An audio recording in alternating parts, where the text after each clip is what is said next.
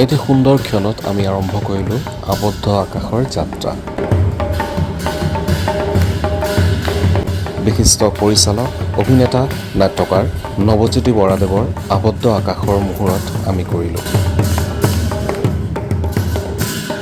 বাৰগয়া মন্দিৰ কৰৰণী নগাঁৱৰ পৰা আমাৰ আখৰা আৰম্ভ কৰিলোঁ।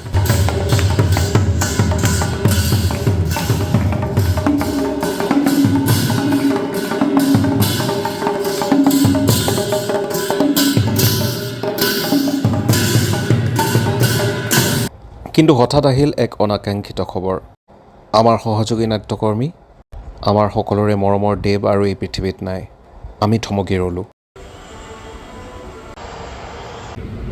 আমাৰ অনুৰোধত, পৰিয়ালৰ উৎসাহত অনিন্দিতা পুনৰবাৰ আখৰা গৃহত উপস্থিত হ'ল। আমাৰ হাতত সময় আছিল মাত্ৰ এদিন। বিশিষ্ট নাট্যকাৰ, পৰিচালক, অভিনেতা নৱজ্যোতি বৰাৰ তত্বাৱধানত আমি সম্পূৰ্ণ এটা দিন আবদ্ধ আকাশৰ আখৰা কৰিলোঁ। এই বিশেষ দিনটোত আমি ভগৱানৰ ওচৰত প্ৰাৰ্থনা কৰি গ্ৰীণ ৰুমত সকলো সাজু হ'লোঁ আৰু সফলভাৱে মঞ্চস্থ কৰিলোঁ আবদ্ধ আকাশ।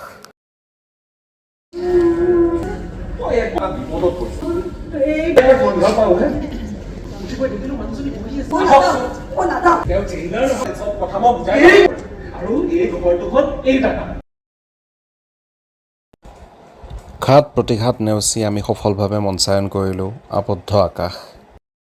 আবদ্ধ আকাশে শ্ৰেষ্ঠ নাট্য দলৰ সন্মান লাভ কৰিলে। Any guesses for the best drama? And the best drama goes to Abodho Akash. আৰু আমাৰ এই বঁটাটি আমি আমাৰ মৰমৰ দেৱ অৰ্থাৎ বাবুলৈ উচৰ্গা কৰিলোঁ।